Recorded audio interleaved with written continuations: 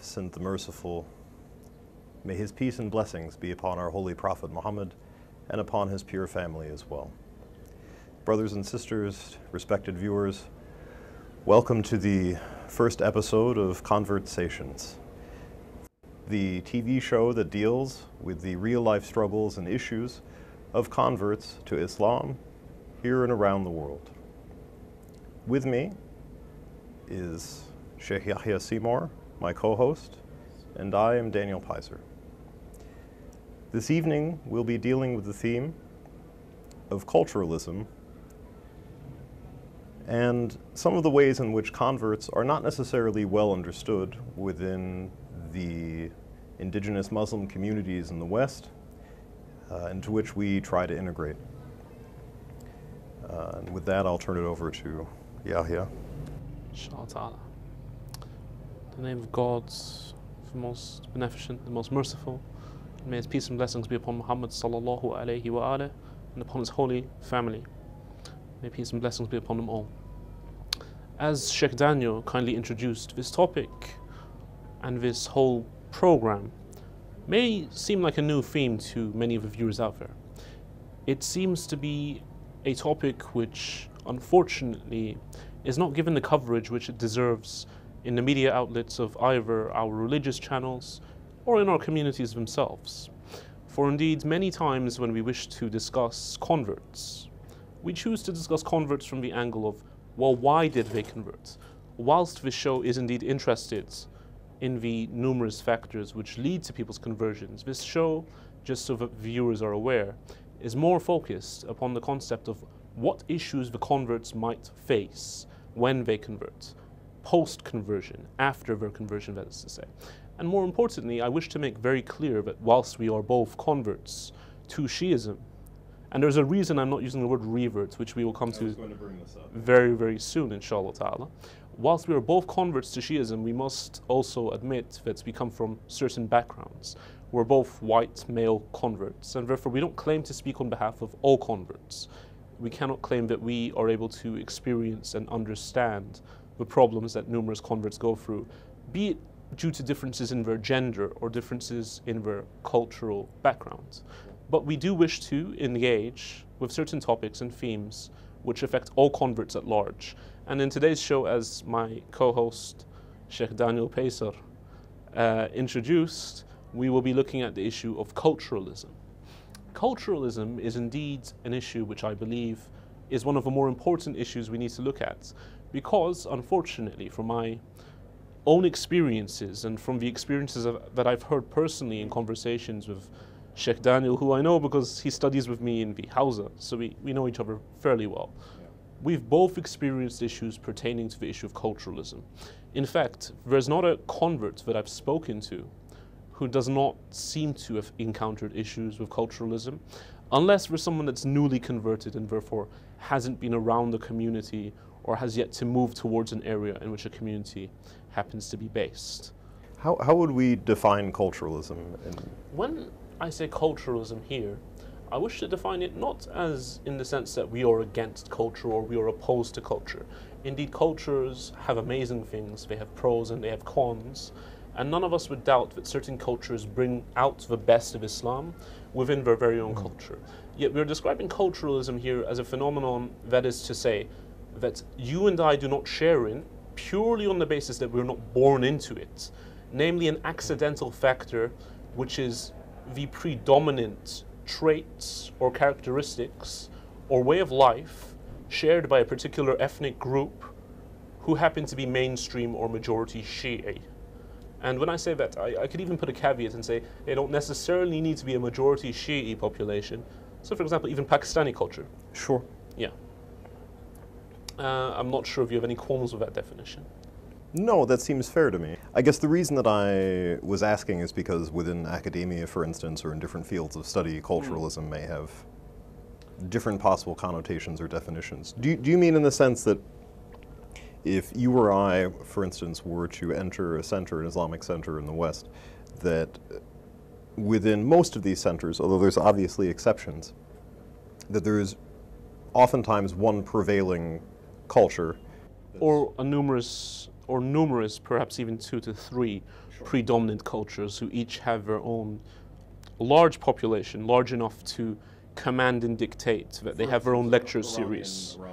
And Pakistani, Lebanese, Bahraini, whatever it might be. Yeah, absolutely. You did highlight that academia in certain departments has given a unique definition of culturalism. I wish to stay away from these unique definitions because I feel that they are relatively unknown to the large population of our viewers, and therefore we'll stick to the basically agreed upon definition, which is that, as you just gave. Sure. If we might start, Shaikh Daniel, with, could you give us some of your experiences with culturalism? And I know it's difficult for me to force you to go first, but I'll go second, man. No, it's fine. Actually, what I was thinking about when you were talking about that was that actually I was really blessed, I guess you could say, in that the community that, the first Shia community that I encountered, which was in Brooklyn in New York City, was, I guess, sort of, I hesitate to use the cliche melting pot, but it very much was that. There were a lot of different cultures in one place at once, and mixed at such a level that it wasn't really possible for one to dominate the other. So the other factor, and I'll come back to the culture thing in a second. You might just want to define melting pot to some people. For some of our viewers may be unfamiliar with this term. Sure. The traditional definition, or how do you want to say it, typically used when describing American history as being sort of a cultural melting pot where a lot of different cultures came over time and each brought different influences and different factors, and they all sort of mixed and blended together,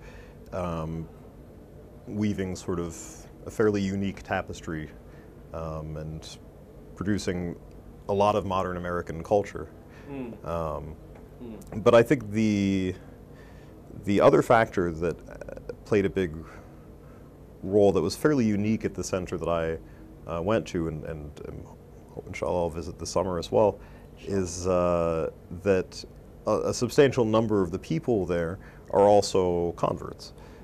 Now, coming from a lot of different backgrounds, culturally as well, a lot of Afro-Caribbean or African-American, some white converts, some Italian-American converts. It's actually is a really big mix. And in all of them sort of reached Shiism in different ways as well.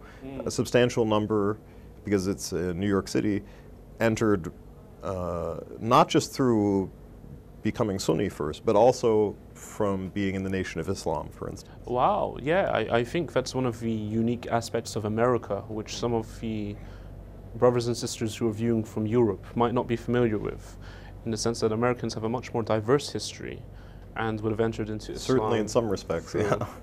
In some respects, I mean, I'm not saying they have a less bloody history than Europe. What I can say is that some really interesting cultural conflicts come out even in a center like that. For instance, during Muharram, I think anyone who's watching now is probably fairly familiar, if you've been around any Pakistani population. Yeah. The Alams come out, right? Yes. Right. Yes. The for those of you who are new to Islam, new to Shiism, or haven't been to centers like this, they're usually the poles that have the banners on them and the hand at the top. And the hands, yeah. Right.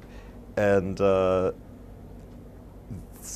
group of Pakistanis at our center had actually paid to have this very nice installation sort of put on permanent display. MashaAllah. In our center for this. And a fair number of people were sort of either unsure of what that was, or maybe they even perceived in some cases that some Pakistanis who came, or Indians as well, had some kind of undue reverence for them, or this kind of thing, and they don't understand it. And especially because a fair number of them come from kind of Wahhabi backgrounds, they're still very sensitive, and everything looks like shirk or polytheism or something else. Sure. In my experiences in other centers, definitely you find where one culture dominates and there's sort of an expectation that you either assimilate to some extent to that culture, or you're sort of always on the outs, or you find another center, or in a lot of cases people just stop going. And this is a bigger problem that I've noticed even when I was in California or some other areas, that I would ask people, you know, where are the converts in the center? And what I would hear is, well, there was this one, and there was that one, and there was this brother and this sister.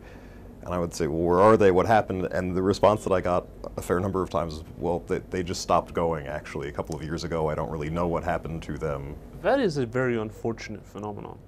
And it's not one that I'm unfamiliar with, but alhamdulillah, you have converts who are able to persevere through these issues. Sure. And sustain themselves. But at the same time, you're right, it's very difficult, given the large tide of culturalism, which sometimes overcomes them and they feel is drowning them with the pressure to adopt and conform to a certain foreign culture. You mean showing up in a camise or something like that, yeah, to the center and whatever else? And I guess right now would be an ideal time to chip in with my experience. And let me just start off by saying that I find it unfortunate, because when I first expressed a desire to convert to Islam, culturalism was the stereotype brought by my parents. So my father, he's a very traditional Scottish man. That entails over conservatisve Haggis, bagpipes. And, well, he certainly didn't go around wearing a kilt, but you know, I'm sure he does enjoy his haggis. It's a very seasonal thing. We don't eat it every day, certainly. What we found was that my father, with his conservatism, with his kind of conservative nature and desire to preserve my culture, basically conflated me converting to a new religion with adopting the cultural traits of those who happen to be following that religion. So my dad kept saying, are you trying to become an Arab or a Pakistani? I would say, no, look, Islam has nothing to do with that. It's a very universal religion. You know, I'd quote the biography of Malcolm X. I went on Hajj and I saw all these people with different faces and different colors. And what I found was, when I decided to make migration to London from Scotland in order to study Hausa, and I did eventually visit the Shiite communities there, what my father said was largely That's right what I was to going a to ask degree. you about. Yeah. I found that unless you did integrate into these values, often you would just be misunderstood. It's not that people were going out of their way to treat you badly. I'm sure no one has it in their mind that because he's white, I don't like him, or because he's not from my culture, I don't like him. I think, unfortunately... Or even black converts, I can say, in the U.S., not to cut you off, but in many cases have an even worse experience with that, because they're coming in and unfortunately the way, even the things that I hear periodically from Muslims who either immigrated to the U.S. or from an indigenous Muslim population, the things that I'll hear as comments sometimes about black converts, or blacks in general, for instance, or African Americans, is really disturbing.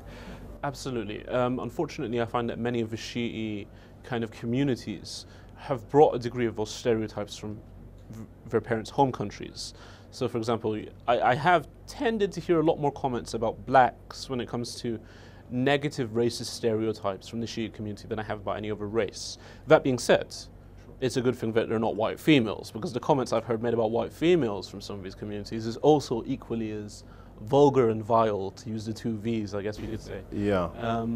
As you were saying, I apologize. No. You were saying you discovered what your father was saying was not necessarily so far off base. Not necessarily so far off the truth. And what I found particularly depressing about this was that I myself, I can say that I've gone through numerous phases in my life as a Shi'i believer, where I've been pushed to kind of adopt the negative traits in the community out of a need to integrate. Why is that? Because I felt that my father and my parents are cutting off contact from me. They no longer want to speak to me because of these new values I've embraced in life. And when you choose to follow religion stripped of culture, it's almost as if a community is now alienating you and outcasting you. Therefore, the only way to kind of get around and to integrate into your new community, which you desperately need at a time when your family has alienated you, is to sadly adopt some of the traits from their culture. And those can sometimes be negative traits, the kind of things they get up to in the evenings. I'm not saying anything explicitly haram in the sense like there's nothing like drinking or anything like that, but certainly gatherings of speaking about others is not uncommon in certain circles. You mean in terms of the level of like gossip or Absolutely. Or ghibah sometimes, or other things. Absolutely. Or even, to a degree, jokes which are inappropriate about certain cultures. Even, sure. Yeah. Sure. How do you think this level of culturalism that we're talking about, to the extent that it may be pervasive in certain communities, or even in a lot of communities, unfortunately, how do you think that affects how well converts are understood? I believe that to a degree, whereas the main problem is a lack of understanding and a lack of an education. Just as I, as someone of a half-white background, in terms of my father being Scottish, one thing I felt when I first converted from my dad's side, as well as the side of many of my friends growing up at school, was there was a large degree of misunderstanding on behalf of my Scottish friends in regards to what Islam entails.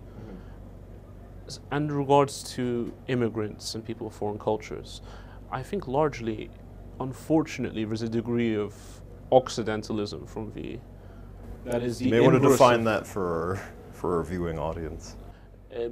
Occidentalism is the inverse of Orientalism. Orientalism, of course, being the way of typecasting and stereotyping people from the Middle East by, I guess we could say, the Western nations.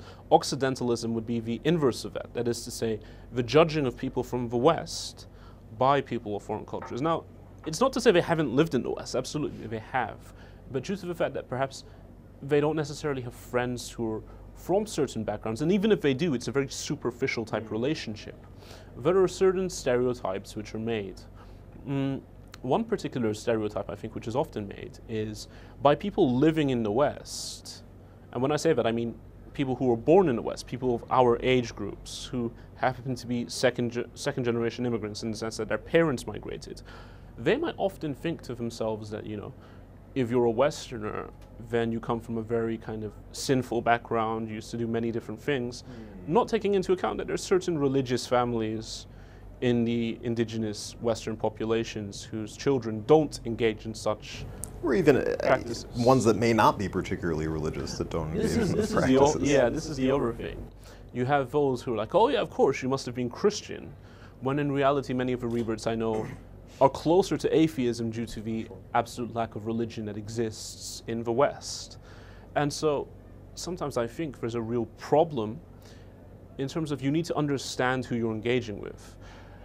Another thing which I think is a real massive problem, not only with culturalism, is I think it certainly is a symptom of culturalism, which is why I'm choosing to bring it up, is cultural Muslims fail to understand that just as it took them 15 years at a very minimal, to learn some of the things they have, such as who they are, who they might emulate in terms of jurisprudence, and things like that, what views they hold religiously. They should not lambast, you know, if a convert walks into a Shi'i community, he should not be hearing for the first time, oh, who do you do taqlid of? That's really not a question that he needs to be asked about, especially since I know from experience 90% of the time he's asked this question, it's not a friendly question. It's not a question to inquire who he's emulating in jurisprudence. It's a question in order to get into controversy. Either you're with me, or you follow that guy who's not with me. But I don't want to take it too far off track from our topic. But don't you find that actually that type of controversy, or trying to sort of start religious debate or arguments, is something that, for especially those who are new to the religion, is both sort of very repellent on some level, in the sense that it pushes them away, and also harmful in a lot of ways to their religious development, because the attitude that's taken a lot of times is people will approach with kind of a very arrogant attitude, unfortunately, and one that implies that they sort of know everything that there is to know about the religion, which, you know, if they're asking the taqlid question, I must assume they just follow themselves. But even in this case, I think that can be very damaging for a convert's development. I think it pushes them away, and I'm wondering what... I can only speak from my own experience here. Well, no, actually, that's being slightly dishonest with the truth. I can certainly speak from on behalf of numerous people I've spoken to, I do find it detrimental. And what I particularly find detrimental is the fact that when I was a new convert, I'm fairly conservative by nature. As I mentioned, my father's background is conservative, therefore I lean more towards conservative values. As a result, I follow the marja'iyah, which is much more conservative, and I believe it was more in line with the teachings of the Ahlul Bayt alayhim salam. And as a result of that, my liberal friends would come up to me and say, why are you following this person? He's an extremist, or something like that, you know?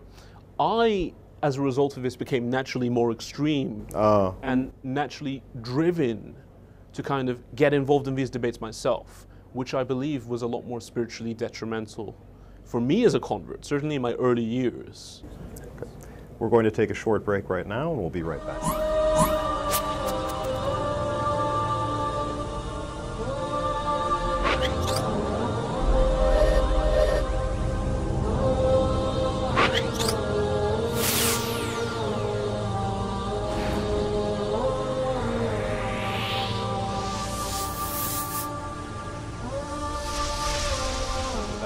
Conversations. When we left off before the break, we were discussing the issues dealing with culturalism and coming up on the topic of religious disputation. I'm wondering if before we touch on that, we can briefly go back to something that we said at the beginning of the episode, which was about the vocabulary that we're using, whether we choose to use the word convert or whether we choose to use the word revert, and the nuances of this, because I've met people, you know, who they sort of have some preference. Either they want to be referred to as a convert or a revert. Yeah, absolutely. In regards to that question, it's a very crucial one, because as I've said, and as you've said rather, when I've encountered certain people and I've used the term converts, previously I referred to myself as a revert as well. I find that some of them do get offended and they say, brother, I'm a revert, you know, I was born a Muslim. And what I mean by this is referring back to the fact that in Islamic theology we believe that we were all endowed with the fitrah, the natural dispensation to believe in Allah Azza wa Jal, and a natural human inclination to believe in Allah and believe in His messengers once the message is presented to us. However, what some people don't understand is we cannot merely take a word which is in the English language and modify it to suit religious discourse, lest we check, prior to doing so, that such a word does not already exist in the English language and carries negative connotations. So, a particular sheikh, who's also a revert, had pointed out to me that according to the English dictionary, to revert actually carries extremely negative connotations. So for example, we would say that a poor person who's left alcoholism, he's left the addiction of being addicted to alcohol, and he goes back to it after leaving it. This is known as to revert back to alcoholism. Right, or reverting back to a life of crime. Exactly, or exactly, this is the prime example I was going to give. Reverting back to some primitive thing. A life of crime, or he's reverted back to beating his family, for example. Yeah. You know, a negative example such as this. So we wish to stay away from a word which, when we present it to the wider world, especially for the more educated, they would be repulsed, and in fact some, dare I say, Islamophobes would actually maybe appreciate this kind of rhetoric. Exactly, he's reverted back to Islam. I can think of several popular ones in New York who probably love that. Absolutely. And so in this sense, I feel it's best to stay away from a word which, by definition, according to the English language, has already been used, pre-assigned meaning, which is pre-designed and predisposed to carry a negative connotation. Now, some people might say, yes, but we're going to Islamicize the vocabulary. That's fine if you wish to use the word revert in Muslim circles to carry a particular meaning. That's fine, but when you address the wider world, please let's stay away from terms and words which carry negative connotations. Even I would say, I understand what you're saying. I wouldn't say I necessarily have a problem if someone even identifies to someone else as, oh, I'm a revert to Islam. The reason that I've never used that word to refer to myself is because most people in a religious context, right, they wouldn't understand what that meant. If I explained to my family, oh, I've reverted to Islam, absolutely, they would be deeply confused by this. Absolutely. And even beyond this, if we wanted to talk in a fiqhi sense, right? People are generally born on the religion of their father.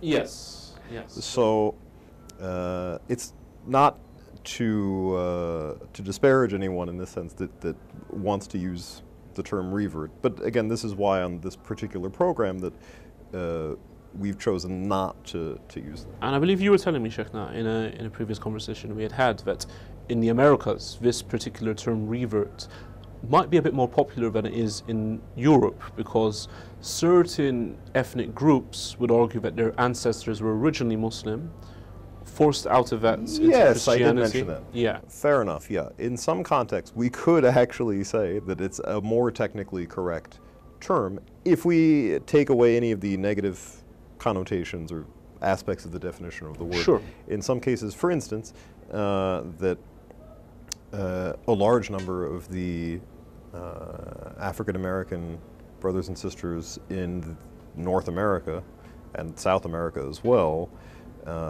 their ancestors were not brought of their own free will to that land. And in many cases, we know that they were from predominantly Muslim regions on the African continent. And so in this case, yeah, I guess we could say, anyway, without splitting hairs. I think that would suffice in explaining to the audience why we've chosen not to use the word revert. In terms of religious disputation, I was going to say. Religious disputation. As I said, I was dragged into a world in which not only were you being criticized for being conservative and dragged into discussions which I believe are way above the layperson community head anyway, let alone born Muslim convert issues, you know. And what you find is this is probably the most destructive mix you can ever give to a convert. I'm warning the outer community now to arm a convert with certain traits of being religiously disputing with others is one of the worst things you can do. Why? I speak from my own experience, and I advise myself prior to advising anyone, for I have just recently come out of such a phase. You find that you yourself as a convert, who are pushed into religious debates, made to feel insecure and less knowledgeable than others from amongst the community purely because you're a convert, thereafter experience their culturalism, namely, well, he doesn't do this, or he's from a white background, therefore he's like X. So not only have you been armed with religious dispute, but now you wish to have one-upmanship on them. So what do? You start becoming a religiously extremist disputer who wishes to dispute with everything on the smallest of things. So for example, look at his beard, it's cut down to this length. Sure. And you become just a really vile individual, someone that's not very pleasant to be around, and certainly not a great advertisement for the religion to others. Absolutely, not a great advertisement for the religion, not great for the person's spiritual psyche. Absolutely. I can only imagine, had I not been around great company, great people who could advise me, people who had similar experiences, people like yourself, Shaikh Daniel, there may have even been an inclination to think to myself, am I benefiting from such religion spiritually if this is the kind of path I'm upon? Now I'm making clear-cut distinction for the viewers that this is not the way that the Ahlul Bayt alayhim salam have advised Muslims to deal with each other. And in fact, Shaikh Daniel, you were quoting to me a very beautiful hadith. Now I remember it was from the top of your head, but it was about a new convert. And when it came to prayers, if you want to share that with us. Yeah, sure, inshallah. It will have to be a summary, and inshallah, maybe in the next episode I can pull up the whole thing. Before I say it briefly, I was going to say there's actually so many narrations about not engaging in religious disputation with others. Yes, prohibition of jidal. There's whole chapters in our books of hadith on this particular issue. So the hadith is a really beautiful narration from Ja'far as-Sadiq alayhi salam. He describes to someone. First, someone is coming to him, one of his companions. The companion asks the Imam, or rather the Imam asks the companion, what do you say about this group of people? And the companion says something to the effect of that, you know, their belief is very weak, it's at a lower level, we don't really stay around them very much. Even though they say that they're Shia. So the Imam says, you know, would you prefer that we stay away from you because your level of belief is so much lower than ours? MashaAllah. And then after this tells his companion a story about a person who has a preacher, we can say, an Islamic preacher, as a neighbor, and the man is Christian. So the neighbor, over a period of time, has a lot of conversations and convinces the person to accept Islam. And then the next morning, you know, promptly at 4 in the morning, whatever it was, you know, there's a knock on the neighbor's door, and the neighbor wakes up and he's saying, "What's going on? What do you want?" And the guy says, "Come on, we have to go to the mosque to pray congregationally." And the guy says, "Okay, fine." And he drags him to the mosque. After they pray, the man starts to get up to go home. And the person says, "No, no, no, what are you doing? It's not very long now till Dhuhr. You come sit down," and you know, talking and engaging him. And the Dhuhr time comes, and they pray Dhuhr and Asr, and then the person is, let's say, "Okay, I have to go home." I say, "No, no, no, no, come on, the sun's not going to be up for much longer. Stay here, we're going to pray Maghrib together." So the poor person stays there. And the next day, when that preacher, whose job presumably is to do tabligh, goes to knock on the neighbor's door, the neighbor says, "Who is it? What do you want?" And he says, "You know, I'm coming here to bring you for the salat." And the neighbor says something to the effect of, you know, you'll have to find someone else who doesn't have a wife and children to feed for this religion. SubhanAllah. Because the person put such a burden on them right from the get-go that they drove them straight away from the religion. Yeah, they drove them completely out of religion.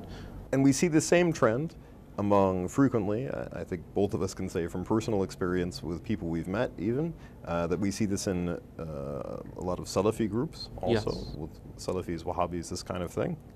Of course, they'll never say they're Wahhabi, they'll say they're Salafi, but whichever label you want to attach to it.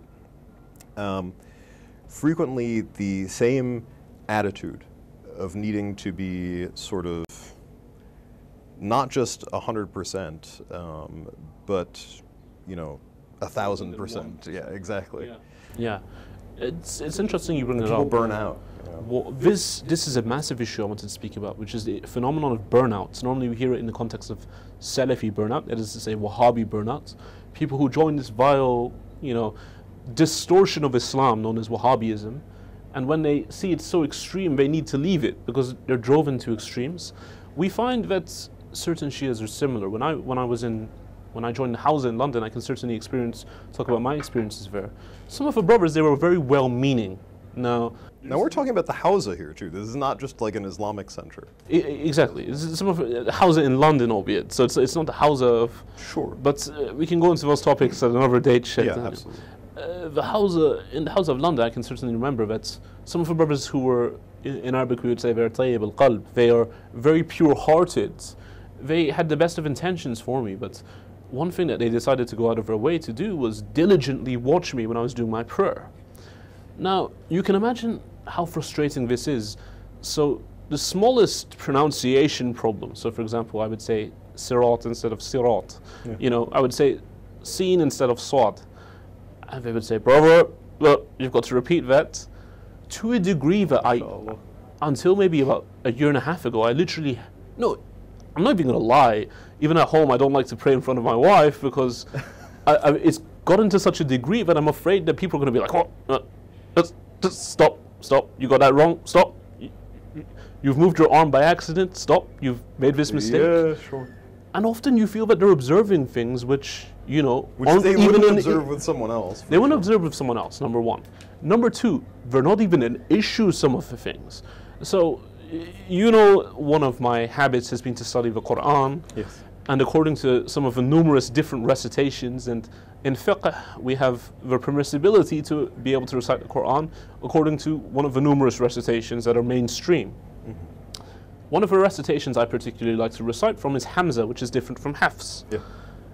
And you had encountered that time in the dormitory of the Hawza when I was reciting in Hamza, And one of the students, who happens to be from this country, from Iraq, happened to comment under his breath, Who's in Dars Kharij? Who is in Bath al-Kharij, he happened to comment, look at this guy who's come from the West, he doesn't even know how to recite the Quran properly. And so these things can be extremely frustrating. I can only imagine if it was someone who's newly emerged into the religion, how quickly they'd be willing to leave. But they learn, if they don't leave, I think one thing that can happen sometimes, people will sort of adapt and take on that personality of Absolutely. trying to be more religious than the next person, yes, in an overt way, and the way that they do that is by trying to show how much knowledge they have, mashallah, you know, they're a big scholar yes. now, this kind of thing. And as you said, even over very little things. Even in some of the centers that I've been to or come from, you know, we have groups of people who will sit around after Jummah or other things like this, and they will talk about whatever books they're reading. But invariably, some sort of religious argument will come up, and then it becomes a constant game, and you can watch it happening. And I have to be honest, I'm sure I've engaged in it myself at some point after converting, of one-upsmanship, like you were saying, of trying to be the more knowledgeable one. So some people, I think, can adapt to that well. The problem is that when they do, that's what the religion becomes about.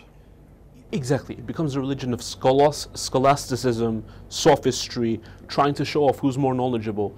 My advice to the community at large, and I say this to myself before saying it to anyone else, when a new revert comes, astaghfirullah, you see, this is how confused we are by this discourse. I tell the viewers, don't use the word revert. I use the word revert. I've reverted to using the word revert. You know, we need to work upon that, and you should try and discipline me when I use that word, Shaikh Daniel.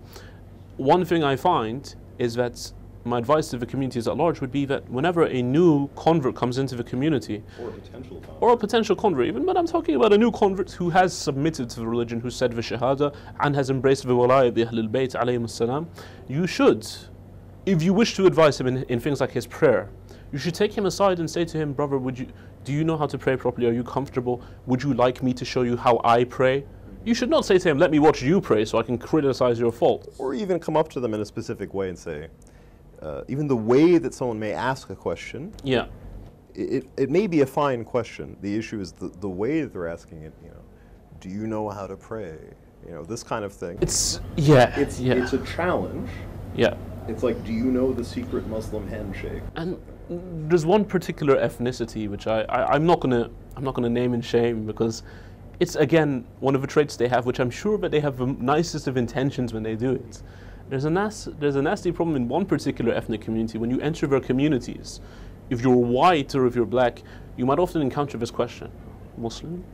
Yep. Shia? Yep. You might even encounter this question. Now, of course, you know as well as I do that we've been here in Iraq where we've encountered the inverse question, where someone had asked us if we were Shia, and then if we were Muslim. Well, so you know, these questions can be rather frustrating. If I prayed in Arabic. Yeah.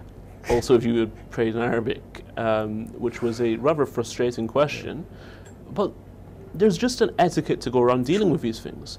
And one thing that I particularly advise the viewers, if they ever get into this, which does not look good, is if you're praying Jama'ah and you notice that your neighbor who happens to be a convert has done something wrong, then you should probably point it out at a different time, or try and point it out in a very friendly manner. And more importantly, I do think that revert has the right to ask how you noticed that when you were praying Jama'ah at the same time as them. I would go further and say that if you're in a community like this and you noticed someone who's a convert and they're making a mistake in your salat, make sure that your salat's correct first before you try to correct them. Absolutely. The number of times I will say that I've been corrected about things which were not incorrect. Sure. Because someone themselves didn't understand fiqh. They just prayed this way because they learned, they watched their father pray this way, whatever. Yeah. It's more than I could count on two hands anyway. In the US, and then in Iraq, of course, it's I need several more arms. So we have to to wrap it up, but in terms of summary advice for both communities and converts when we're talking about the issues of culturalism and religious disputation in communities, for my part, I guess what I would say is that for converts, keep in mind, you don't need to defend yourself. It's not your job. Your job is to submit to God, to fear God, to follow God's rules, and to try to learn those as the best you can, and work on cleaning your heart and this kind of thing. It's not your responsibility to get into religious disputation with people. And if you feel people trying to drag you into this, and anyone who's already a convert knows what I'm talking about, you can feel the conversation going that way. Just get out of the conversation. If you wear a watch, look at it, say, gee, I have somewhere to be, whatever. Be polite about it, but leave the conversation. It's not something that's going to benefit you. Allow me to step in quickly. Yeah. I think my advice for the convert who finds himself dragged into a world of religious dispute, or for the convert who finds that he has not yet been dragged into it, but it's very tempting because people keep trying to drag him into this, is run as fast as you can from getting involved in this sick and disgusting world. This world of religious dispute is one which had occupied my life for years, not months, not days, not weeks, but years. I was a person who was involved in being dragged into religious disputes which were way above my head. As a result, you find that you will also be dragged into personality clashes. People will say things about you in bitterness and vileness will say things about them, and you will be dragged away from the nur of the Quran and from the Ahlul Bayt alayhim as-salam, who not only have forbidden us from entering into religious disputation such as this, but also have recommended that we are the best of symbols and the best of advertisement for them. And I can only advise that to prevent yourself from entering into depression, from entering into a dark hole of irreligiosity, that you stay away from such practices. And that's my advice, essentially. That does it for this week's episode of Conversations. Inshallah, you'll join us for another one soon. Assalamu alaikum wa rahmatullah.